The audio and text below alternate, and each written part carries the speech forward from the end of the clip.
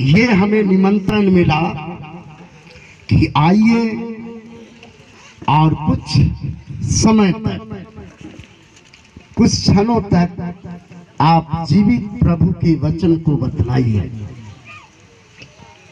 प्रभु को धन्यवाद देते हैं कि ये मौका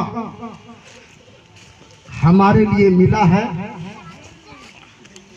और इस प्रकार से आज आप अपना कीमती समय को निकाल के इस स्थान पर जमा होने पाए हैं और इस प्रकार से इस चुमावन कार्यक्रम में आप शामिल हुए हैं। प्रभु को धन्यवाद देते हैं कि हम इस समय हमारे साथ जो कोयर पार्टी है गीत गाने के लिए, उसे हम निमंत्रण करते हैं। वे कम से कम 2 गीत गाएंगे, जैसा उनको अगुवाई हो।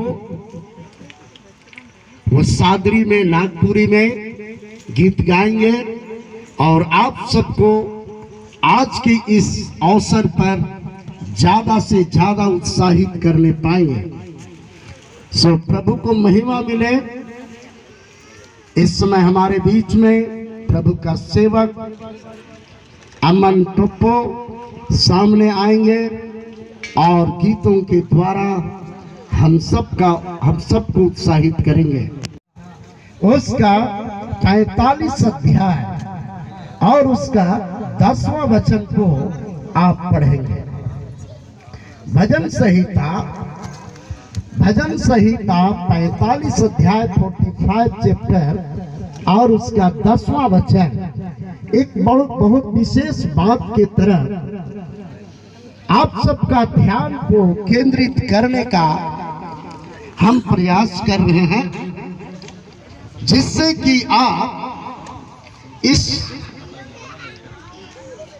अवसर पर, जैसा कि आप हमारे बीच में देख रहे हैं,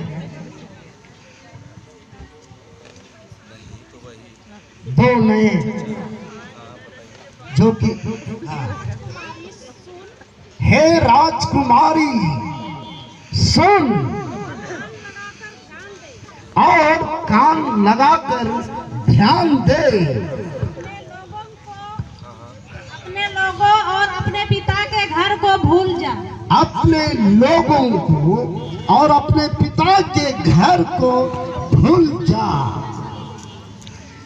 अपने लोगों को और अपने घर को, अपने पिता को भूल जा।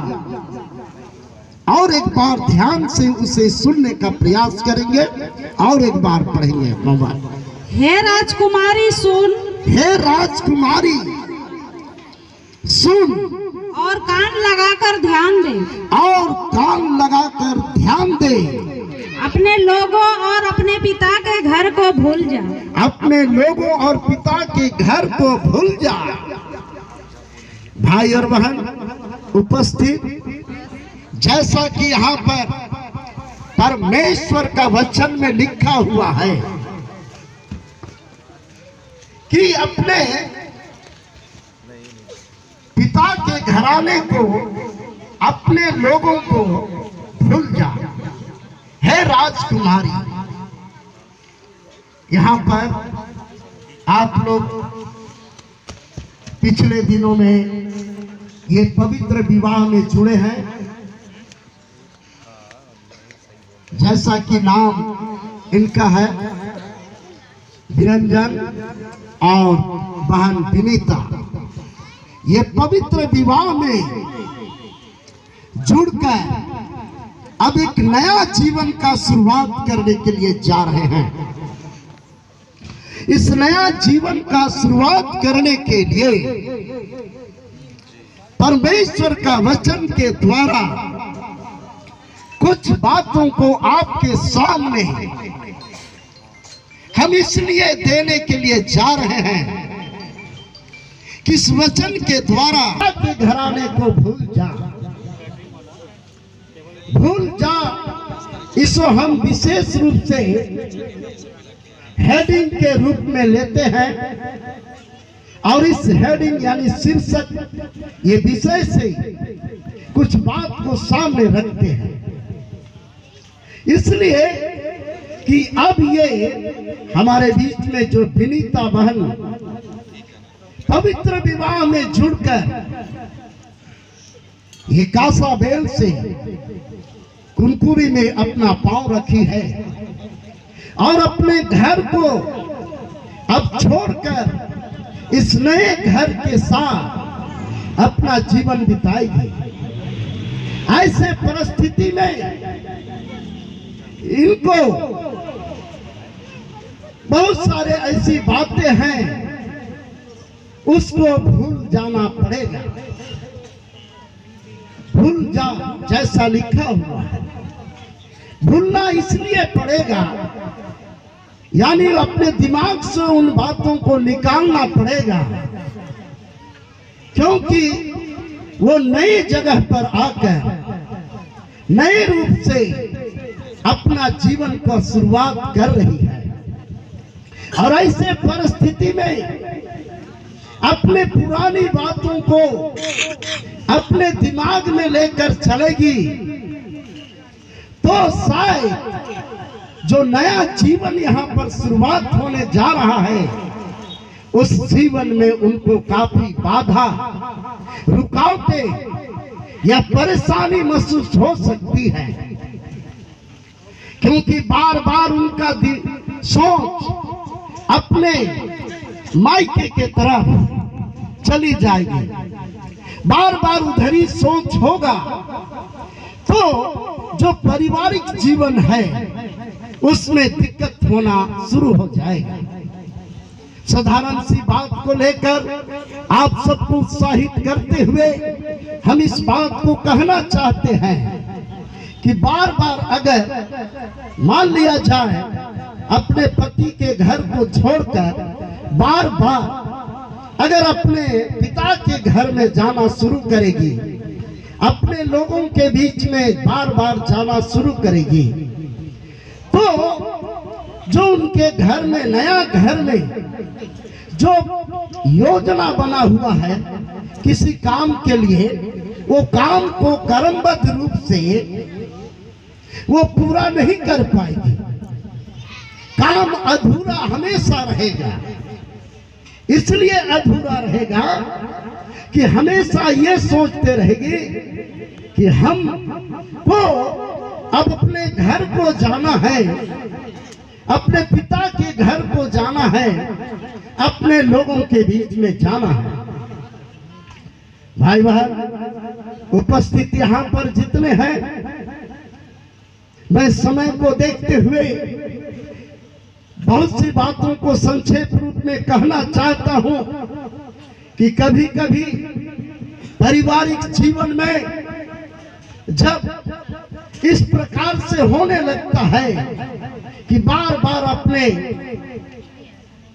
जहां से आई है वही अगर जाने लगते हैं तो पति के मन में दुख होने लगता है और पति भी सोचने लगता है कि ऐसा कौन सा बात है कि हर सप्ताह जाने का इसका जरूरत पड़ता है। और जब ऐसा होने लगता है तो शुरू में तो छुट्टी मिलती है, लेकिन बाद में उनके जीवन में कुछ दरार पड़ना शुरू हो जाती है और जो नया जीवन में जो गहराई के साथ जिंदगी होना चाहिए, पारिवारिक संबंध होना चाहिए, कई एक बातों में कमी आने लगती है और उस परिस्थिति में कभी कभी बात जो है बात केवल नहीं रह जाती है पर वह विवाद में बदल जाती है और तब सोच में पड़ जाती है कि आखिर कौन सा ऐसी बातें हैं कि आज बार बार इस तरह से होना पड़ रहा है। भाई और बहन हम इस बात को बोलकर आपको जैसा प्रभु के वचन में लिखा हुआ है कि हे राजकुमारी, अपने पिता के घराने को और अपने लोगों को भूल जा। आज बहुत से बातों को किनारे करते हुए अपने नए घर के साथ अपने पति के साथ रहना जरूरी है, इसलिए कि उन्हें एक नया जिंदगी का शुरुआत है और नए रूप से आशीषों को लेना है। एक बाइबल के अंदर में घटने के बारे में हम बताना चाहते हैं। एक बहन थी जिसको परमेश्वर ने बोला था कि तू पीछे मुड़ के ना देखना, अगर पीछे मुड़ के देखेगी तो नमक का खंभा बन जाएगी। उत्पत्ति 19 अध्याय और उसका 26वां वचन में लिखा हुआ है। उत्पत्ति 19 अध्याय उसका 26वां वचन में ऐसा लिखा हुआ है। मेहरबानी से अगर मिल जाए तो पढ़ेंगे ताकि बात को और गहराई से थोड़ा देर आप ठीक से समझ सकें। 26 का 19 का 26वां वचन क्या लिखा हुआ है? उसमें ऐसा लिखा हुआ है कि जब लूत की पत्नी ने पीछे की ओर मुड़कर देखी तो वो नमक का खंभा बन गई। इसमें ये लिखा है, लूत की पत्नी ने जो उसके पीछे थी दृष्टि फेर के पीछे की ओर देखा जी, और वह नमक का खंभा बन गई। और वह नमक का क्या बन गई? खंभा बन गई। मतलब वो भस्म हो गई। वहां भस्म होने का मतलब वो कहीं की नहीं रही, वो खत्म हो गया उसका जिंदगी। भाई और बहन, जब कभी कभी जैसा हमको जीवन में आगे बढ़ना चाहिए और परमेश्वर का 8000 आशीषों को प्राप्त करने के लिए अपने आप को आगे ले जाना चाहिए, उसे प्राप्त करने के बदले हम जब बार बार पीछे देखना शुरू करते हैं, पुरानी बातों को नहीं भूलते हैं, पुरानी यादों को करते हैं। हम इस समय ना केवल बहन के लिए बोल रहा हूं, लेकिन भाई के लिए बोल रहा हूं, होने वाला दूल्हा के लिए भी बोल रहा हूं और होने वाली दुल्हन के लिए भी बोल रहा हूं। चूंकि ये पवित्र विवाह में जुड़े हैं, एक नया परिवार को बसाए हैं, तो अगर परमेश्वर का आशीष को चाहिए तो उनको पिछली बातों को भूलना होगा। अपने घर और अपने लोगों को, अपने पिता के घराना को, दोनों को भूलना होगा। होने वाला दूल्हा को भी, होने वाली दूल्ही जो दुल्हन बनी है, ये दोनों को अपना जिंदगी में आशीष पाना है तो कुछ पुराने आदत को, व्यवहार को, चाल चलन को, सोच विचार को त्यागना, भूलना होगा। और इस प्रकार से जैसा कि लूत की पत्नी जो है, अगर वो पीछे नहीं देखती तो क्या नमक का खंभा बनती? नहीं बनती, पर उनका जान बच जाता।